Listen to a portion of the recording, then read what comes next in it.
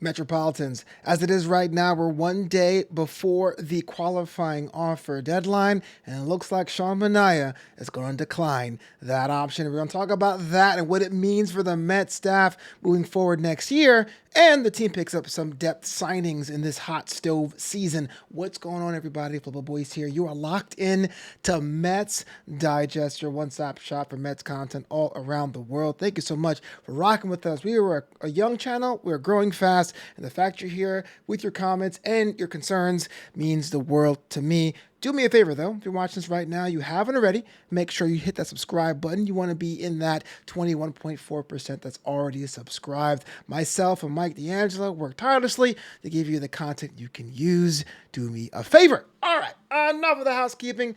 Let's talk about it. It's qualifying offer time, and that means players, when they're giving a qualifying offer, have about 2 weeks to decide whether or not they're going to accept it. Right now, it is an average of the top 100 and some odd salaries, or $21.05 million, but that comes with a caveat of the deal being only a single year. So if you're a player that's in a position to ask for more years on your contract, eventual contract, or you want to test free agency, it might behoove you to decline. As I record this right now, Pete Alonso and Luis Severino, the other two Mets players who were offered a qualifying offer, has not made the decision.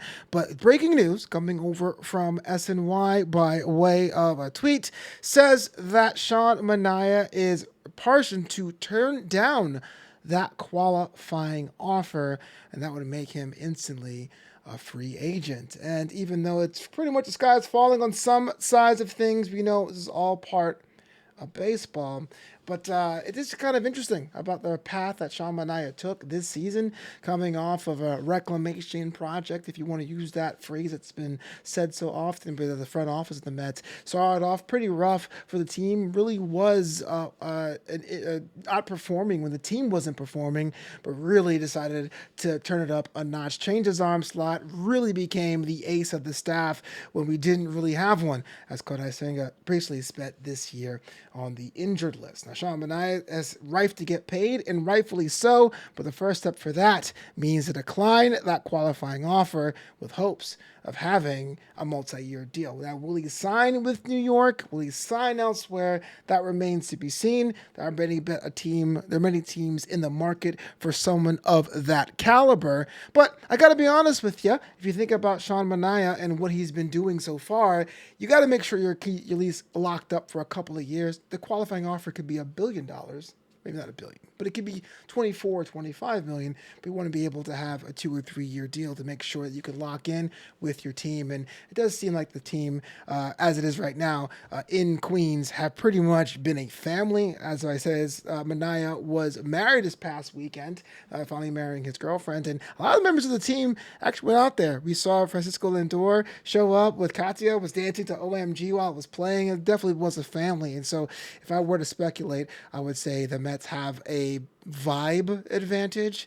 Anyway, MLB Trade Rumors goes into more detail with this one. They say the Mets will now be in line to receive a modest compensation if Manaea eventually signs with another club. And that's super important because due to many different factors, much like the payroll situation, there is less opportunities in the draft to pick up players based on draft positions because we do take penalties for being over that team payroll threshold.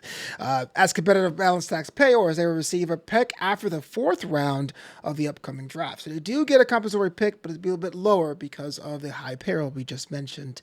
The signing club will also be subject to a penalty. There's specifics of that would depend upon whether the signing club was a taxpayer or revenue sharing recipient. So that is also important. I'm almost positive that a team that would sign Sean Manaea would be in that taxpayer, the luxury taxpayer bracket. But let's say for whatever reason, Sean decides to go to the Marlins or the Athletics, that will have a different outline. But I don't want to do all doom and gloom yet. This is all speculation and conjecture. So for the next 60 seconds, if you bear with me, what would be the value of Sean re-signing with the New York Mets. I mean, let's be a little bit honest what our expectations are. We were saying when as soon as the last out was made against the Dodgers, what we do need is a bit of pitching. We want to give Kodai Senga a fair chance because this season was pretty much a loss from them, but there are some question marks. Quintana is definitely advanced in his age. Severino, also a recipient of the qualifying offer,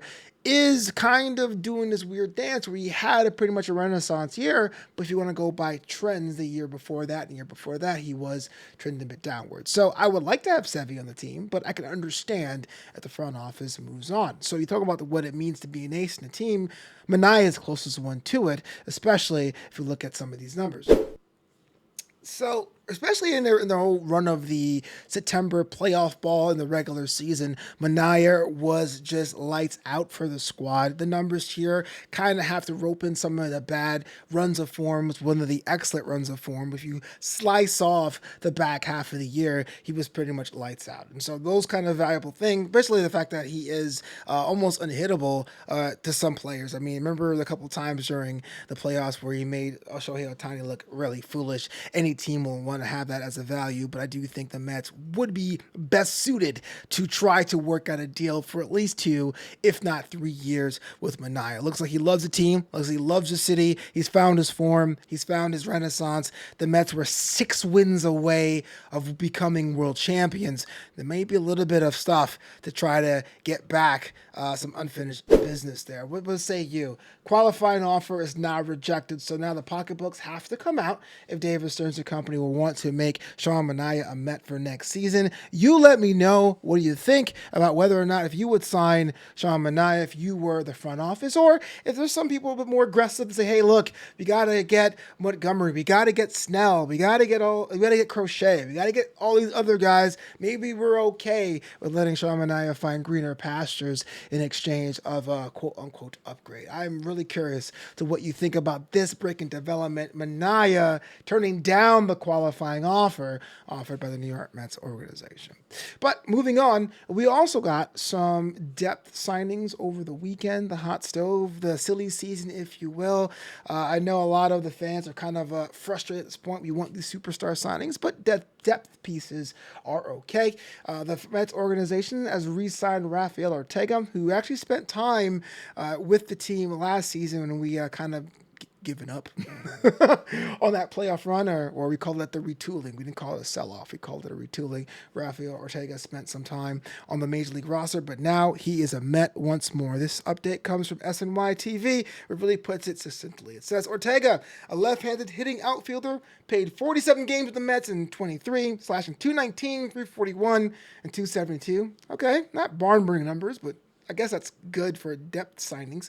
With 1 home run and 8 RBI. The 33-year-old, again, the Mets are right now one of the older teams in the league, and that doesn't really help the causes, has played parts of 8 seasons in the majors with a career slash line of 245, 332, and 349 to go along with 22 home runs, 110 RBIs, and 140 runs scored, and 49 stolen bases. Okay, so that's fine. A versatile defender, Ortega can play all 3 outfield spots, making him a nice depth piece. It's a minor league deal, which probably puts them in Syracuse for the time being. And as much as Juan Soto has been not only the subject of videos on this channel, but on seemingly any baseball outlet the past couple weeks, the outfield is still not shored up. So you have to be able to have some options there. Remember, Harrison Bader has applied for free agency. He's technically a free agent. Tyrone Taylor is recovering from his 2 surgeries. He's said to be good to go for spring training, but you have to give options as well. Starling Marte, as much as I'm a big fan of him, is not the Starling Marte of old. Could be used as a DH role if JD Martinez is not brought back. So you only want to have yourselves a 4th, 5th, and 6th outfielder just in case, right? Usually this would be a role that was filled by DJ Stewart last season, but DJ himself is off to the free agency as well. So it's a decent signing, not necessarily going to set the world on fire. I guess a lot more aggressive fans really want those big signings, but you're going to have to add some of the depth with some of the good things as well. And even before the signing of Ortega, the reuniting of Ortega with the Mets, over the past weekend. Donovan Walton, infielder, gets signed by the team as well. Sports Illustrated takes on this one. It says, now 30 years old, Walton is a 5-year veteran of the Mariners and San Francisco Giants. He's a lifetime 174 hitter. Woo! With 4 homers and 22 RBI. He appeared in 37 games for the Mariners over the parts of 4 seasons before the team dealt him to the Giants in 22. The Mariners drafted him in the 5th round of the 2016 MLB draft. He played his college ball at Oklahoma State. So first things first, impressions are going, what, why, and how?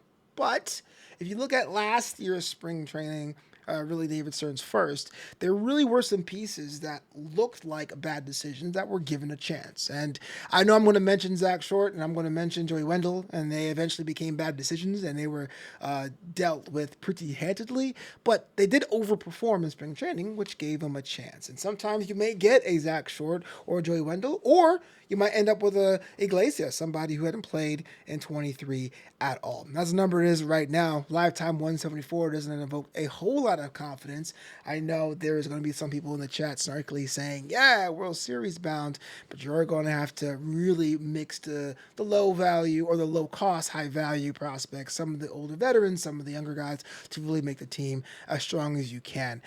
This is not necessarily a scientific reasoning, but from my personal fan perspective, I really feel like the front office is trying to make AAA Syracuse as main roster as they can. I think there really was a big jump from AAA to the Major League roster. We saw that with some of the struggling rookies as they were sent up. Like after D.J. Stewart, we just mentioned a minute ago, when he was sent down and brought back up, he was ice cold, seemingly indefinitely for his run in 2024. So we got some depth signings this week. Sean Manaea denies the qualifying offer. That's the 1-year, $21.05 million offer. And now he could flirt with the chance of getting an extension or a new deal with the Mets or going elsewhere.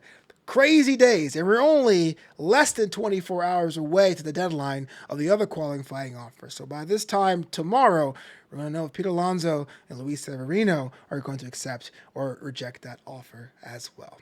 Thank you so much for listening. You reached the end of the video. Again, all your comments are definitely appreciated. I read them all, good, bad. Some of the haters in the chat, I respect y'all too, because we all love the team as passionately as anyone else. Best fans in the world, best commenters in the world, best channel in the world, hopefully, Mets Digest. Yo, that does it for me. Until next time, it's LGM to the bitter end.